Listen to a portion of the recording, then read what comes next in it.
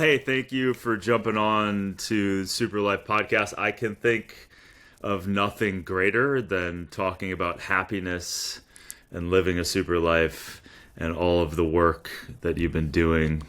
So thanks for jumping on here with me. Yeah, thanks for having me on the show. Yeah, so I guess the first question is, what was the spark that led you to dedicate your life to understanding happiness and maybe personal perspective and maybe even scientific perspective and this really this defining of what that realization or that spark was. Yeah. So I've been a psychologist forever. I mean, I think when I was a kid, I was interested in sort of studying people and making sense of people. I've been an academic psychologist my whole career. But the sort of switch to studying the science of happiness happened in just the last 6 years or so. And that began when I took on a new role as a professor at Yale. I've been teaching there for a while. But around 6 years ago, I took on this new role of being what's called a head of college on campus. So this is like a faculty member who lives with students, right? So I moved into this dorm with students and I was hanging out with them and eating in the dining hall. It was an interesting shift. But one of the things that made it interesting was that I was seeing the college student mental health crisis up close and personal, right? Where, nationally, more than 40% of college students report being too depressed to function most days. Over two-thirds of students say that they're overwhelmingly anxious, right? I was just seeing this, in my community. And the switch to sort of studying the science of happiness was really my attempt to say, somebody needs to do something to help these students. I feel like my field of academic psychology actually has lots of answers for things you can do to feel less stressed, feel less burned out, feel a little bit happier. And so my pivot was an attempt to learn that stuff so I could share it with my students. So my goal was to teach a new class on campus where I could kind of share all these, big insights that my field has. And so that class turned into what I called Psychology in the Good Life. So it sounded sort of like a cool class. Hopefully, lots of students would take it.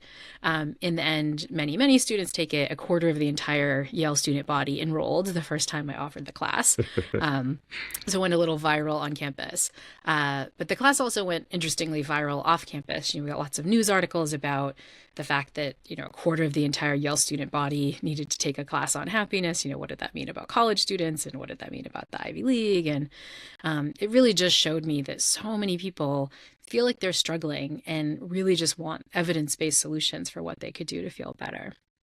Yeah, I mean, you created the most popular class in Yale's history, and so it's so interesting. I love the fact that you dove into their whole world, right? And what an extra! It's almost like, and we'll get to some of your work with canines and primates, but you jumped into the primate world of the college students, and it begs to say that there's a starving for this or a lack of this kind of aspect of life. So, what do you think this is saying about our modern culture today, and also the students' modern culture today? What do you think that is revealing to you?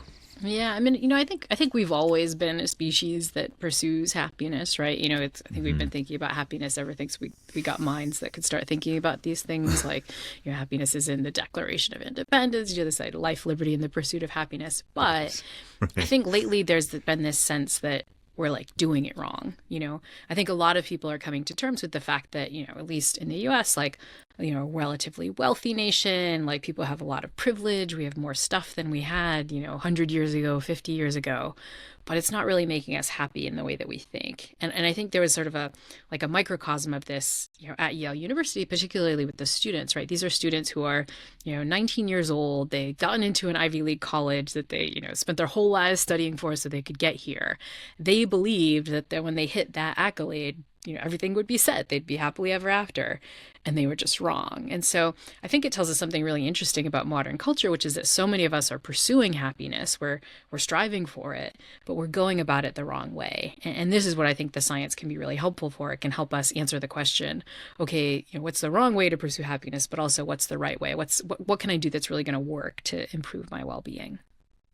Yeah. So on that, what do you believe the most almost surprising myths about the way we're pursuing happiness, and what people still believe is the path to happiness, and maybe that it's a false belief, Yeah. and how do we reorient ourselves to the right, almost the, without being reductionist necessarily, but what is the proper path towards, or the perspective of happiness that we seem to be getting wrong? And what do you think are the myths around the way it's set up for us currently? Yeah, I mean, I think there are a couple. I mean, honestly, I think the biggest one is that this idea that our circumstances matter for happiness, right? I get into the Oof. perfect college, I make a lot of money, I become a Oof. famous influencer, right? We think, or, I get the perfect relationship, and we think, I'll be happy. This is what researchers have christened the arrival fallacy. It's sort of the happily ever after fallacy. I get this thing, I arrive at this goal, and then I'm good. It's partially wrong because happiness doesn't really work that way. It's much more of a journey than a destination, right? You're kind of constantly working on it. But the second reason it's wrong is that it turns out our circumstances don't affect our happiness as much as we think. There's a caveat there, right? If your circumstances are truly terrible, if you're living, as a refugee, you don't have money to put food on the table. Yes, getting more money, changing your circumstances will matter. But for a lot of the people listening to this podcast right now, changing your circumstances is probably not going to be, the thing that you think is going to work, right? It's not going to work in the way that you really expect. You'd actually be much better off changing your own behaviors, changing your mindsets, working to regulate your emotions. These are strategies that work much better than the big things. Problem is that when we think about it, we think of the big things. We think, oh my God, I got to change my job, or I got to make more money. I got to make this massive change. And usually the smaller changes are the ones that are doing a lot more of the work. Like, why do you think that that's still, since, because I agree. I think we obviously, if you ask people, they want to be happy.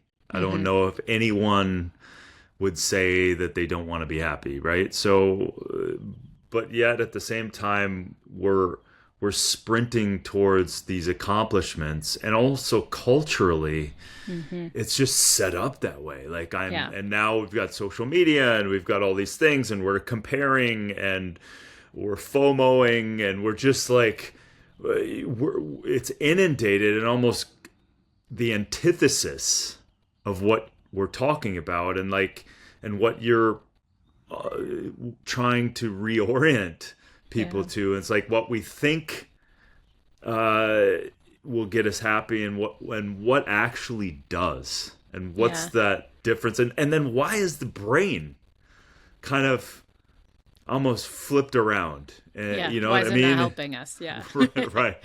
Yeah.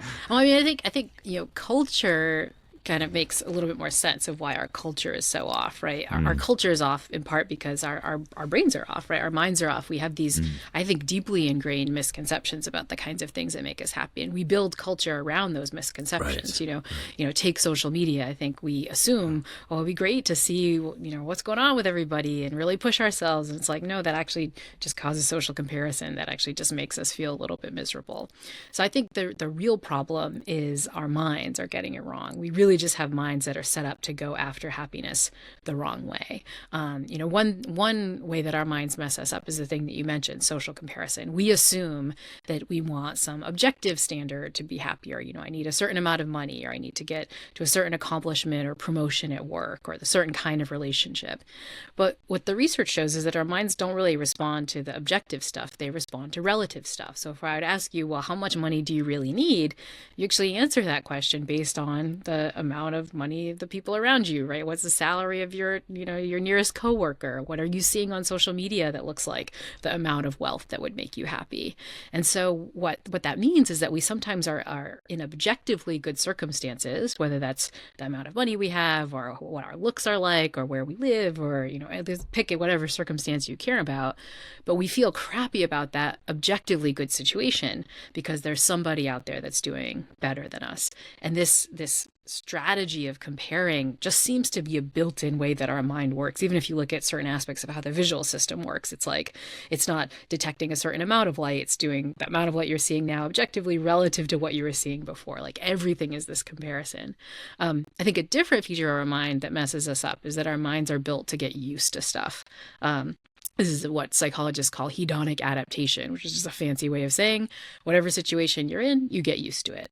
And that means that you could be objectively in an amazing situation, hit the lottery, win millions of dollars. And then a month in, that's just your lifestyle. You're just used to it. To detect any change in pleasure, you need to get more than that, right? And that's one of the reasons that we're not happy with our objective circumstances. We have, fabulous marriages that we get bored with. Don't know, they haven't gotten worse. It's just that we've gotten used to it, right? We have a salary that's, all we need, putting food on the table, taking a couple of vacations a year, but we get used to it, and then it's no longer feeling good anymore. And so I think these two biases of the mind like really mess us up. We're constantly comparing in ways that make us feel kind of crappy, and we're constantly getting used to the best possible things in life that stop feeling so good just because we've adapted to them. Yeah, I mean, as human species, man, we can adapt to so much. It's Yeah. it's just astonishing, right? And that's worth noting, right? I think, hedonic adaptation has a good side, right? We get used to all the good stuff in the world. We also get used to all the bad stuff in the world. Problem is we don't tend to realize that. So we often are very risk averse. We don't want to take on situations that might lead to a bad outcome. And we do that forgetting that even if you got the worst possible outcome, you get used to that too. It wouldn't be as bad, a few weeks in as it was when it first happened. It's almost like it's so there's so many things that I think about. So just bear with me here. So we're especially with social media, especially with the amount of information coming at us, especially with comparison, all of these things, and we get caught in these dopamine cycles, right? And to your point, like we get to a certain point, and if we're in that cycle, we want the next thing to get to hit us in that dopamine cycle. And then I've got this interesting, and I'd love to hear your point. And then because I've dove into the amygdala a little bit, where it's constantly looking for holy shit, like what's going to happen, and fear cycles, and it's just can constantly keep running, right? It's not, we're not running for our lives anymore, but yet that amygdala is fired up. So we've got these dopamine cycles, we've got comparison, we've got I need that extra hit. And then we've got the amygdala freaking out all the time. So like how do we start to navigate and understand that? From what I'm gathering, what you're saying, it's like we need to observe it a little bit and not grab on to everything so much. So Yeah. how do we navigate and break some of these almost very addictive cycles? Yeah. I mean, I think a first step, it's not the only step, but a first step is sort of noticing them, right? It's just kind of having the realization that your mind didn't evolve to be happy all the time. If Right. anything, your mind evolved to be a strivey, go out and get as much reproductive success and as much stuff as possible, right? That's what we're built for. And that's where some of these sort of biases come in, take the sort of amygdala threat detection that you were talking about. There's lots of evidence that we're built with a negativity bias, right? It doesn't take any work whatsoever to read the news and notice all the nasty stuff that's going on. But it takes some intention and work to read the news and notice, like, hey, there's good stuff out there too. There's helpers, there's things that are going well. You have to train your brain to notice that stuff. And that's because noticing the good stuff wasn't really helpful. It's really useful evolutionarily to notice all the threats, right? Because then you could try to avoid them or try to fix things. You don't need to notice the good stuff, right? Or at least natural selection wise, we didn't need to notice the good stuff.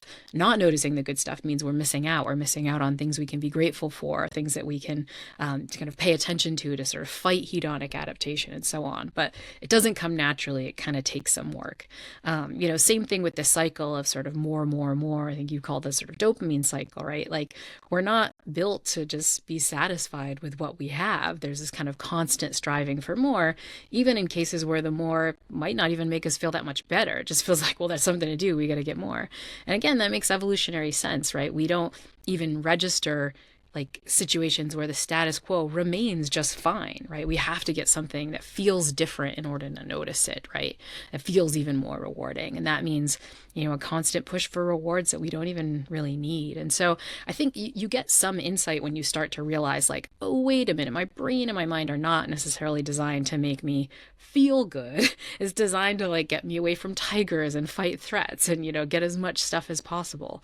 But you might not necessarily want to live a life that's like what natural selection really wanted, right? To live a really true, fulfilling life that's filled with flourishing, you might need to push back against some of these evolutionary tendencies. And we do that all the time, right? I'm guessing most listeners aren't, going out and eating every sweet, fatty thing that, falls into their lap at every moment of their life. You can sort of set up some self-control and inhibition, right? It's the same kind of thing with what we do for our evolutionary urges when it comes to happiness and getting more. You realize, like, oh, even though my mind is telling me to do this, it's not actually a great idea. I can sort of push back against this, and I'll wind up feeling better if I do push back against it. So certainly understanding some of these cycles is a massive step. And it almost goes back to the philosophical understanding of mindfulness and meditation and watching things kind of come and go. But if we've trained ourselves to emotionally, mentally, and almost physically grab onto everything, we're just, I mean, I can't imagine, like, especially as a student, right? The anxiety thing. It's like it produces this anxiety cycle that is just really, it can be very challenging, especially if you've literally let your brain and your circumstances fly by this, Yeah. unrelenting. And like, so, part of my mission is I have a big mission. I want people to live a super life, right? Mm-hmm. Mentally, emotionally, physically, spiritually. And, I also look at a lot of different toxic exposures, and we certainly can say there's a lot out there in social media, and also there's physical from chemicals and everything else. But from your lens, what are like the fatal conveniences that are around us that in our modern day world sabotage this mental and emotional well-being today? Yeah. What do you think some of those are? Yeah, well, I think you mentioned some of them already. I think social media and maybe even more broadly just our technology, right, Yeah. is a big one, and it's a big one for a couple of reasons. One is that what research shows is that we're just much happier if we can just kind of be in the present moment, right? Just sort of focusing on whatever you're doing, even if whatever you're doing is not that interesting. You're like working on some spreadsheet or whatever. It's better to just be there with that non-judgmentally than to have your mind wander to all these other things, right? And so developing the skill of attending to the here and now and doing that in a particular way, right? Tending to the here and now, ideally non-judgmentally, where you're not saying, I hate the here and now, I want it to change all the time, right? Not this, but just being, this is what it is, right? Letting it be. Those are incredibly powerful skills when it comes to improving our mental health. But there's lots of technologies around us that make that really difficult, right? One of the skills of attending to here and now is noticing when you're feeling a little bored, right? Noticing when you have a craving to check your phone and things like that. These days we have these devices that are constantly pinging us, constantly trying to steal our attention away. And that makes it really hard to be present. You and I are having this conversation right at the start of spring. I'm up in the Northeast where the flowers are starting to bud and the weather's starting to get nice. It's so easy not to notice any of that because I'm glued to, whatever terrible thing is happening on Reddit at the moment because I'm, walking around pulling my phone out, right? Right. And that's a real loss, right? We're missing out on savoring the kind of nice stuff that's out there. And one of the big things we're missing out on, the studies really show, is to get more social connection in. I think a real irony of our technology, especially social media, is that it was built to connect us socially. But how often have you, honey, what did you just say at the dinner table? Because I'm like half looking at my phone while I'm supposed to be, having dinner with my husband, or just not paying attention to the people around you. There's some lovely work by Liz Dunn, who's at the University of British Columbia, and she finds that if you put people in a waiting room with one another, if they have access to their phones, you see 30% less smiling at the other people in the room. These simple kind of moments of connecting with a person that you don't know that sort of boost our positive emotion. We're missing all of those because we're kind of paying attention, to this little device that just has all this attention provoking stuff, all this anxiety provoking stuff on it. And in some ways we've designed this technology to steal our attention, but that attention is being stolen away from stuff that really will make us feel better.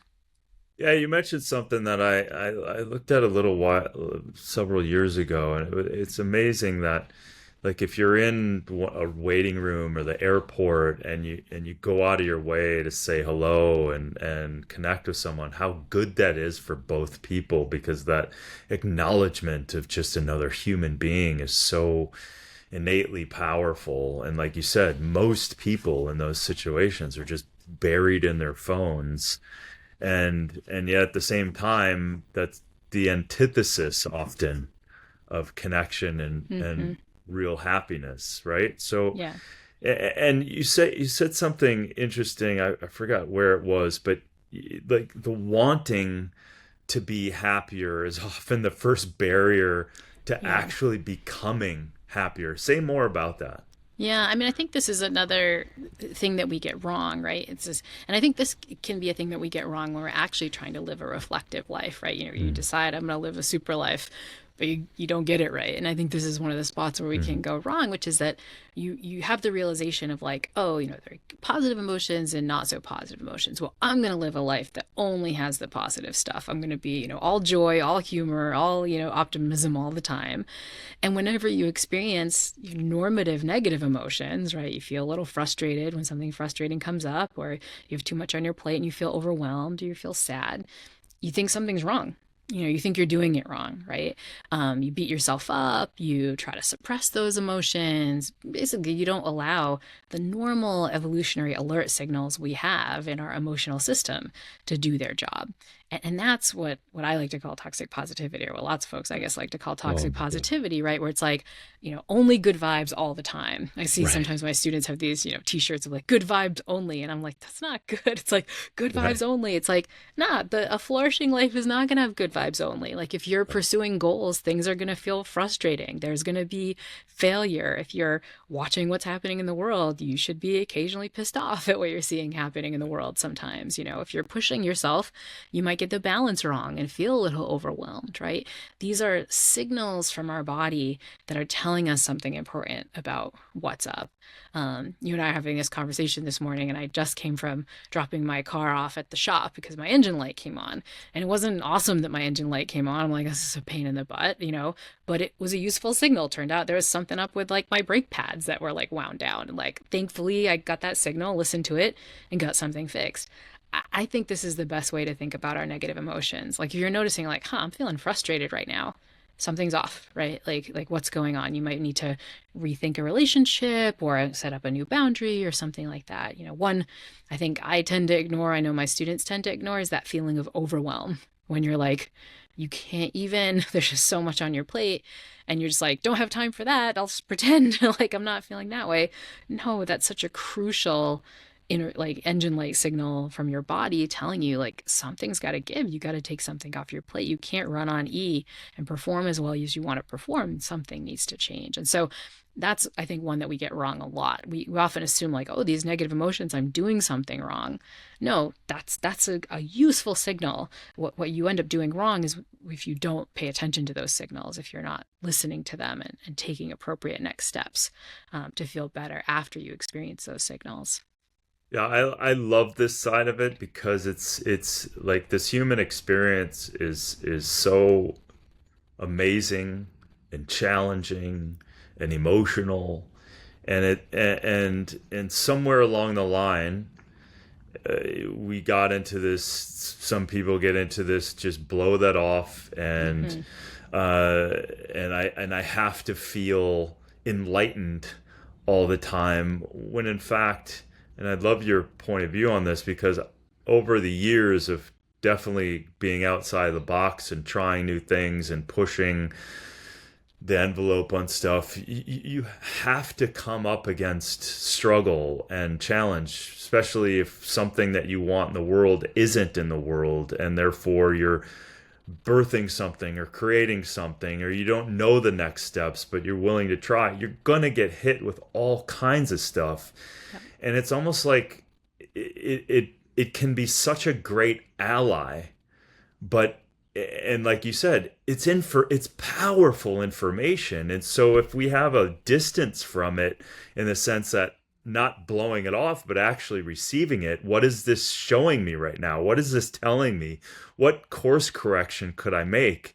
Like, it's almost like the human experience kind of, we try to whittle it down and kind of blow off the massively important aspect of, like, it's like if someone passes away and like positive vibes only, like that's the most offensive thing you could possibly say to someone or even project onto someone, right? Yeah. So how do we wrestle with and kind of embrace the massive emotional, mental, physical challenges of life, and how do we use that as almost superpowers in our lives? Yeah.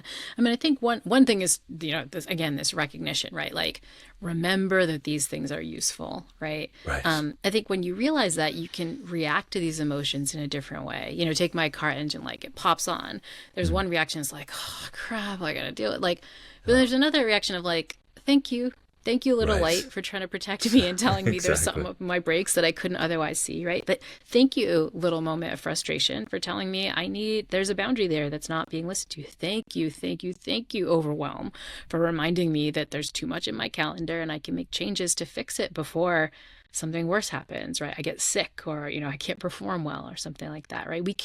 If you realize that these things are signals that are there to help you rather than annoyances, you can actually react to them with gratitude and with curiosity, to ask the question, okay, why am I feeling like that? Right?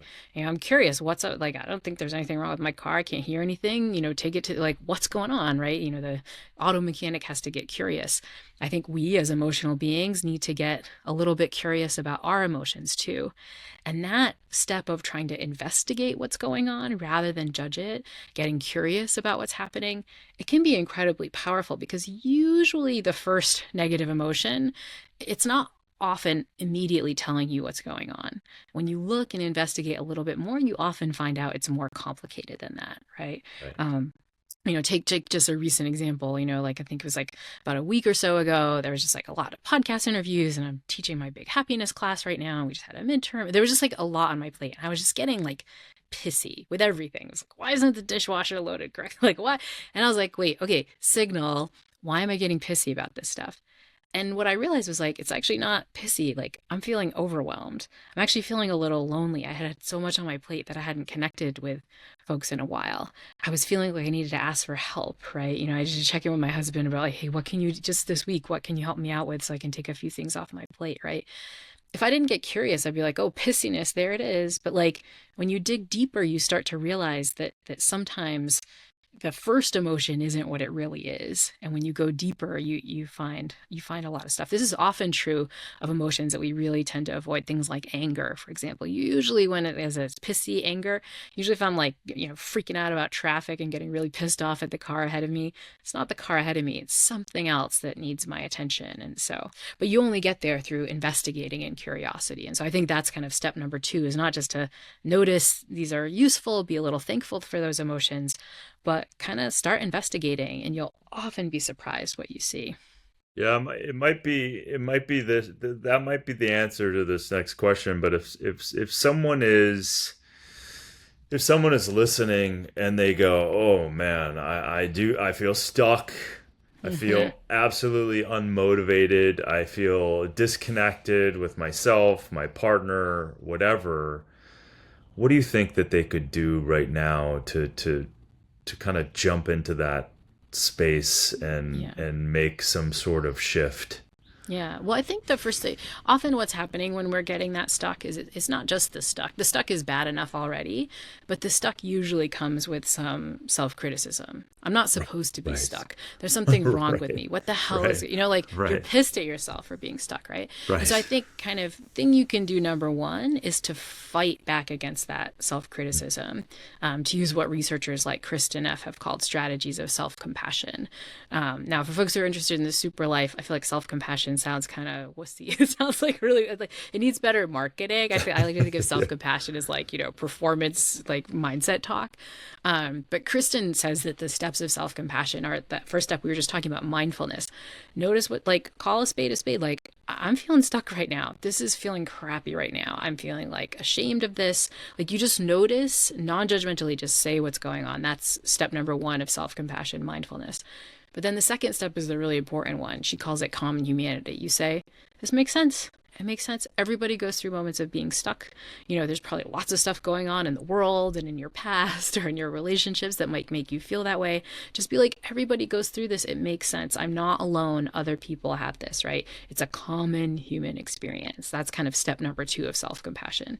And then you ask yourself, okay, how would I talk to a friend that was going through this? If my friend was like, yo, I'm just feeling stuck, I can't deal with this, what would you say? Probably you wouldn't like scream at them like a drill instructor. Like you wouldn't say the things you said to yourself, like, what the hell is wrong with you, whatever. What would you do? You'd get curious. You'd try to problem solve. Well, what's going on? Have you felt this way before? Are there things that you can do to like pop yourself out of it? What's one tiny step you can take, right? You apply that same thing that you'd say to your friend, the way you'd coach and sort of mentor a friend, you apply that to yourself. And that helps because I think when we're feeling stuck, sometimes we think the only way out of it is some massive change, right? Often, as we were talking about before, a change to our circumstance. Well, I got to quit my job, or I got to get out of my relationship, or I have to make a ton of money, or, no, like, which is a tiny thing you can do. I can reach out to a friend. I can move my body a little bit. I can just take a walk outside and be in the sun for a moment today, right? You start small, and then that can give you a few successes. And often those things together will get you out of that stuck feeling. You'll at least feel like you have some agency and some hope that you can break out of it.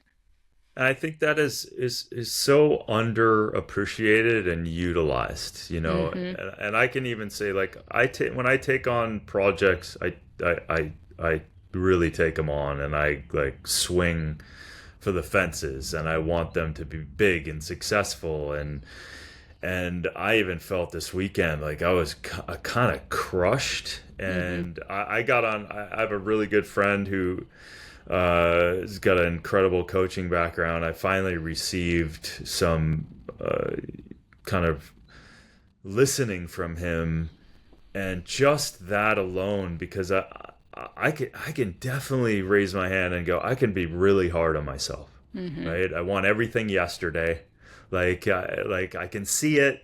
Why isn't it here? Yada yada yada, and those things are slippery. It's like they're motivating, but then they're also crushing. Like the other side of them are just debilitating. And I think we think they're more motivating than we are. Kristen Neff has done some work on what the, really self-critical, has got to be done yesterday, sort of drill instructor mindset does.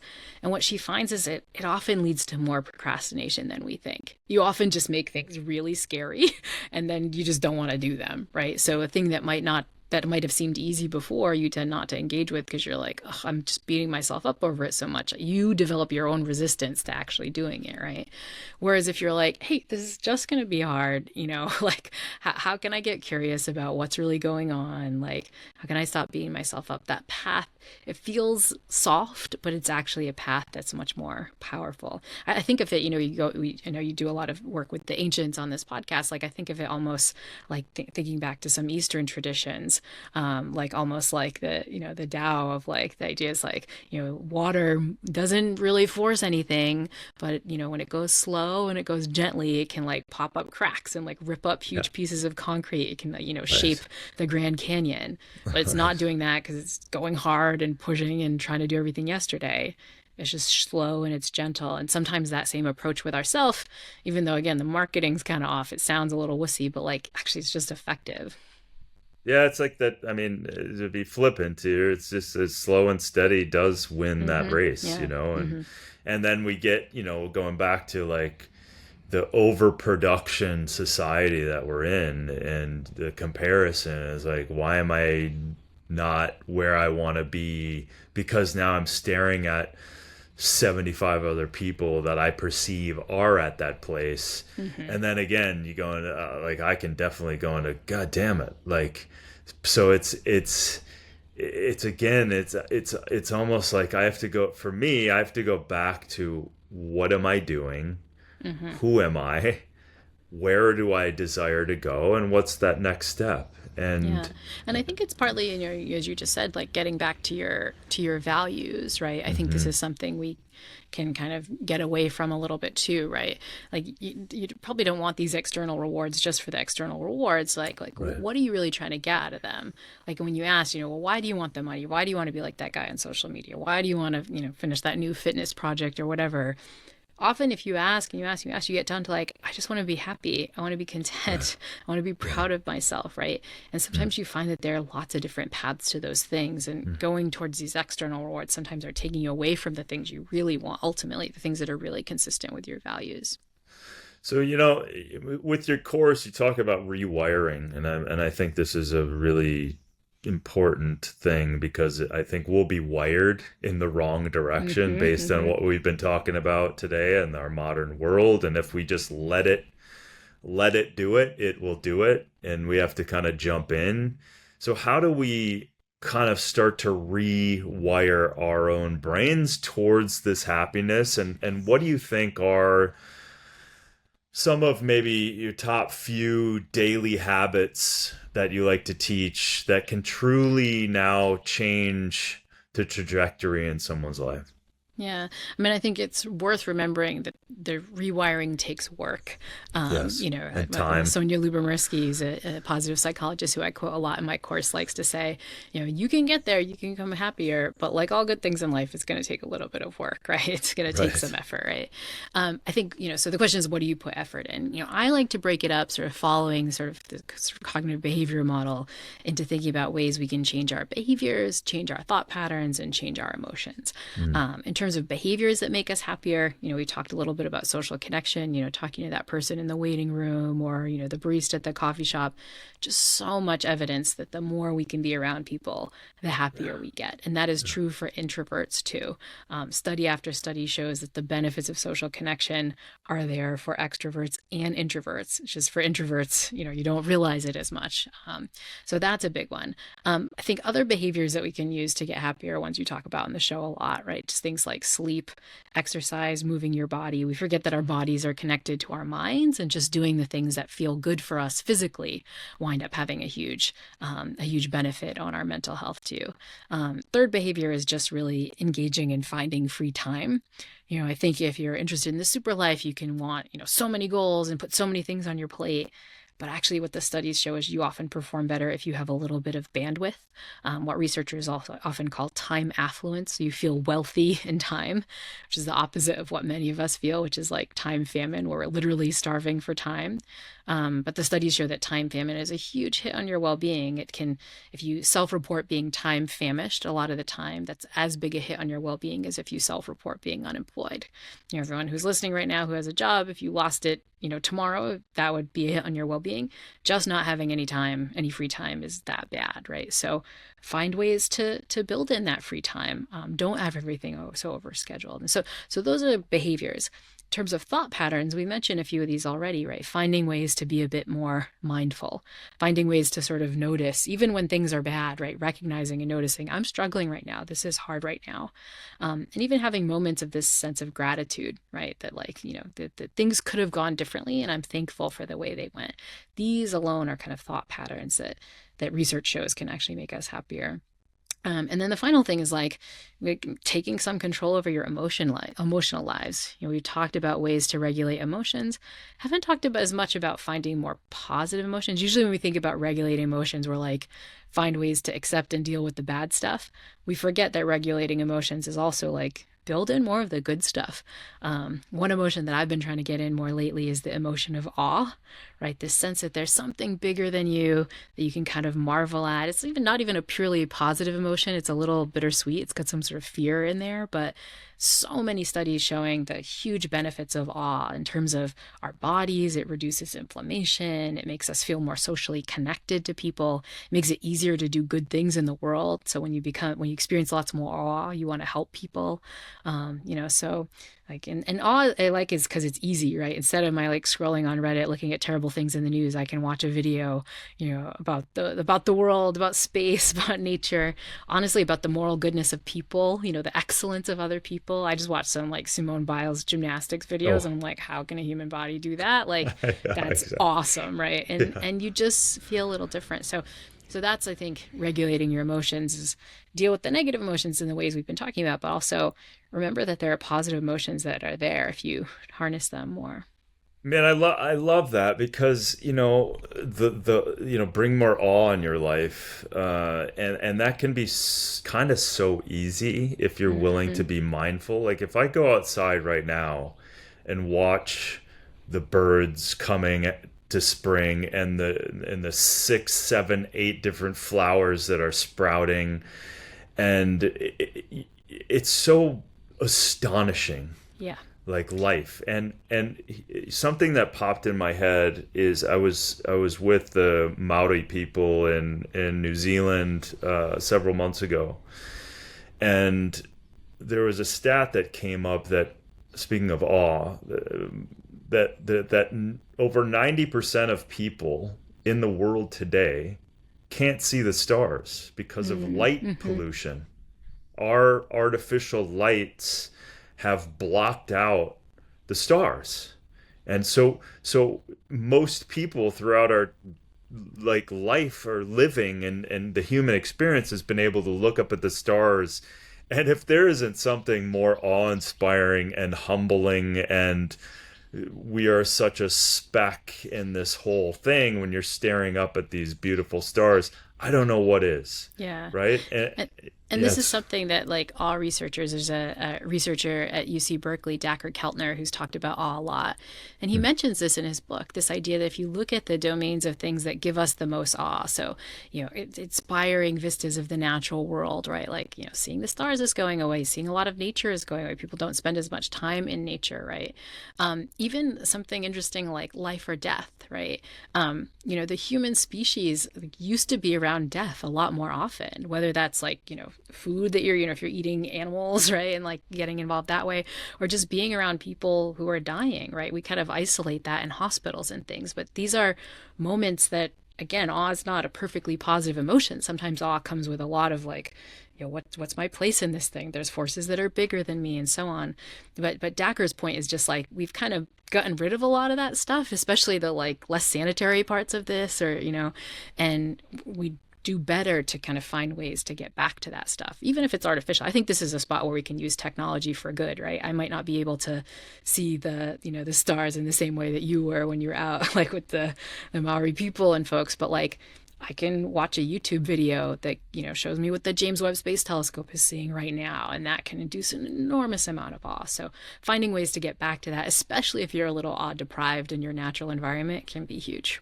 Yeah, yeah, and we're also not, coming in the Americas in a covered wagon, and everything we're seeing is like awe, awe, awe, right? It's like Yeah. I think we're probably built to just get blown away Yeah. Yeah. all the time. And again, back to your point, we're getting used to everything so easily.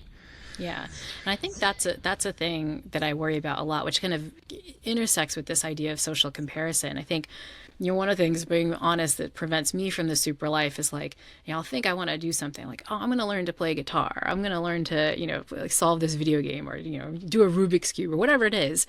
You go on the internet and you look, and there's someone out there that's so much better than you that makes you feel like, well, I'm not going to learn guitar. I'm never going to play like that guy. Or I can solve this Rubik's Cube, but I'm not going to do it blindfolded, behind my back or whatever.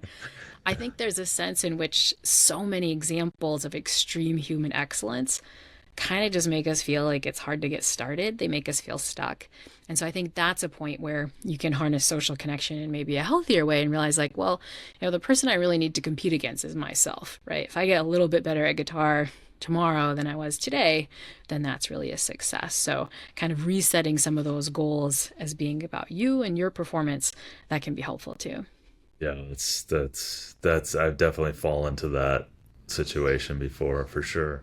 And so you've studied primates, and a big love of mine. I have two German shepherds, Hmm. dogs, and we live in nature and everything else. And there's such an interesting relationship. And I'm curious then, like, what has studying primates and canines kind of brought you to in terms of how it's taught you the nature of our happiness and human flourishing. Yeah. I mean, I think, that work was like not necessarily focused on happiness a lot what I was doing before this, but I think working with the animals really has taught Mm. me a few important things about happiness and a few important things about mindfulness.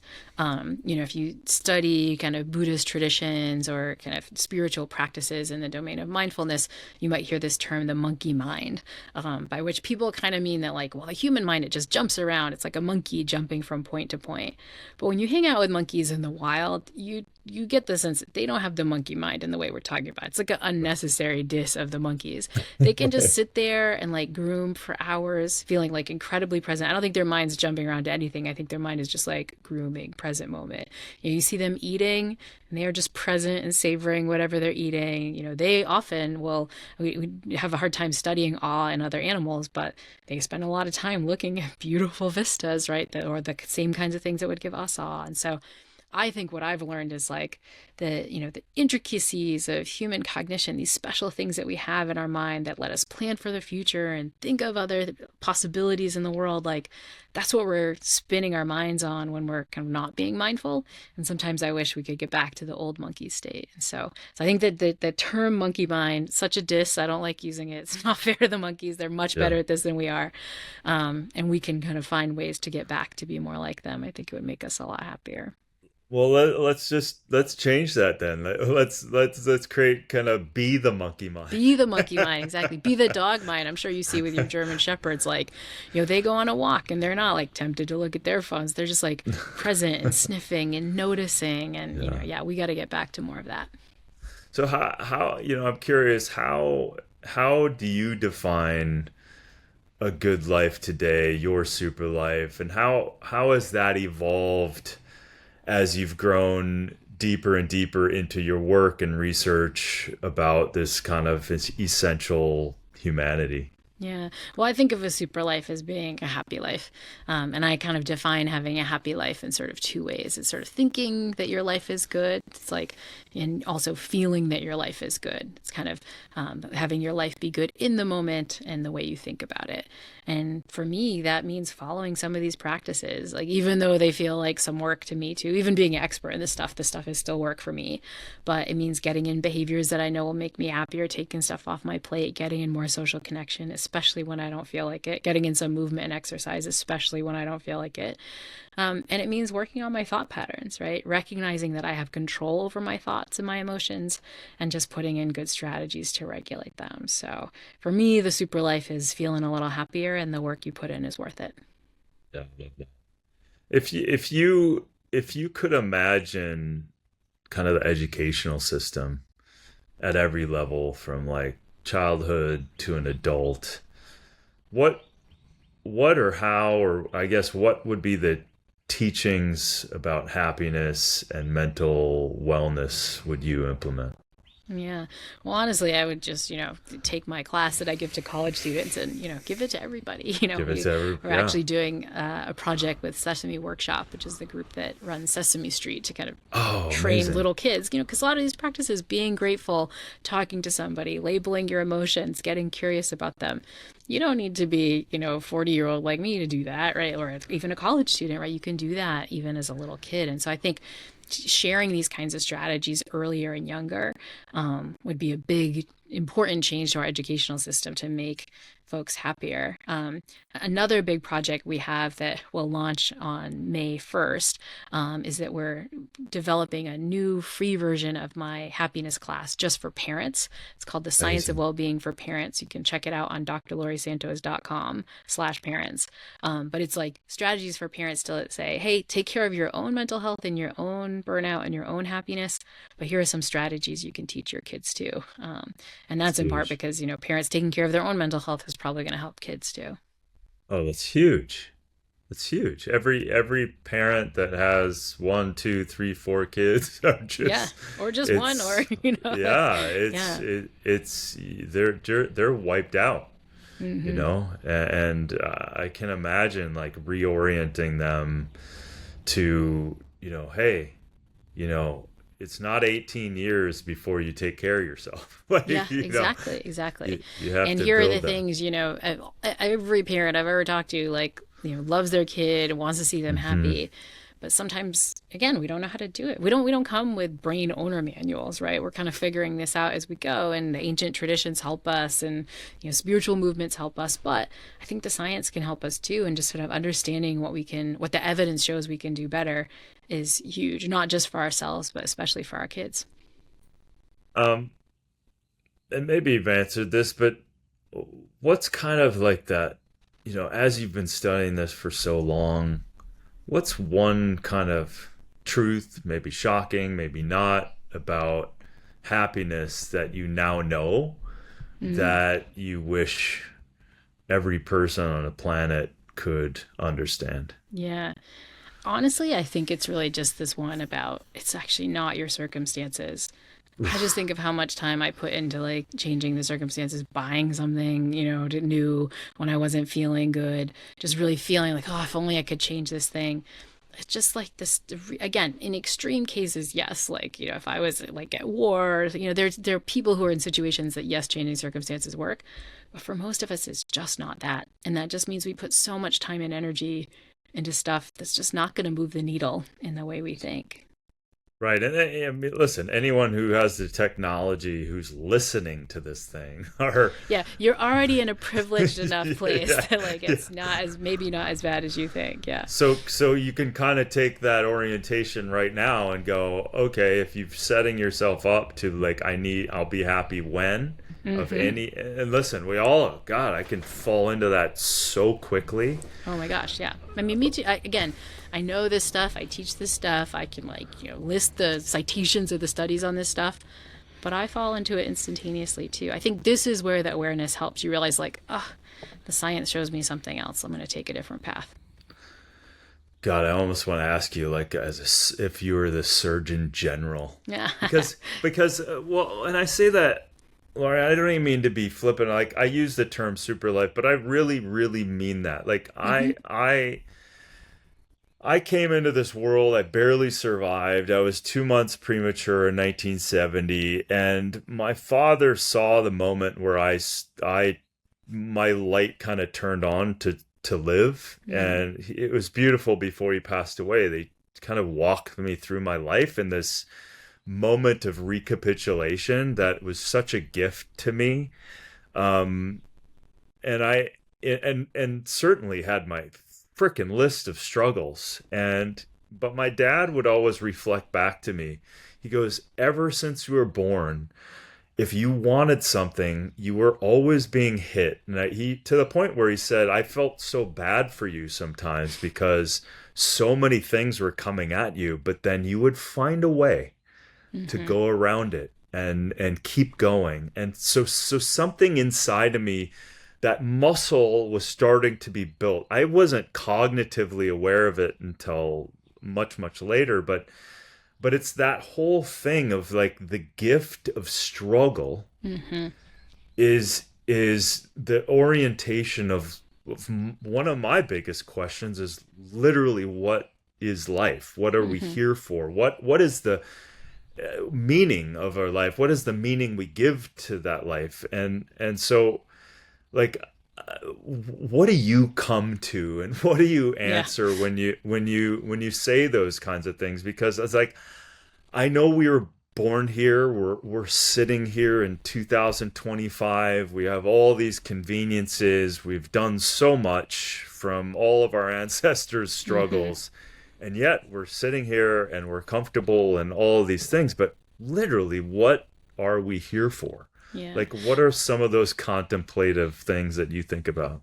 Yeah, well, and again, this is a spot where I go back to the ancients, someone like Yeah. Aristotle who talked about, Mm. eudaimonia, right, which is like literally translated as like the good life. Yeah. And I think the way you get that is to figure out a life where you're flourishing, to figure out a Yeah. life where you think your life is going well, you feel in the trenches like your life is going well. And the way you do that is to do the stuff that Aristotle talked about, right? You wind up being a good person. You wind up pushing yourself, finding goals where you might fail a little bit. You wind up connecting with a lot of people. Aristotle talked a lot about finding your second self, that that's how you get to your goals. And by that, he meant friends and people who can help you. And so I think if you're pursuing happiness the right way, not about more money, not about the next, accolade at work, but truly what makes you happy, it's a life of doing things of purpose, of meaning, a life of connection, a life of curiosity. And, that's the best life I can think to live. Damn. Amen. I second that. Like it's like getting to ask the question of like what would I truly want to create in this life, and then just doing a little bit towards it, can be so powerful. Yeah, you're the best, man. Thank Oh, you thanks so much. so much. I'm blown away that you've been able to carve your own badass career and all of the accolades you've picked up along the way, and and created a career over understanding happiness. Yeah. It's Well, astonishing. it's been a huge privilege, but one of the best parts of it is that I get to share it with so many folks. So thanks for letting me share it with the Super Life crew. Thank you so much for your time. Okay.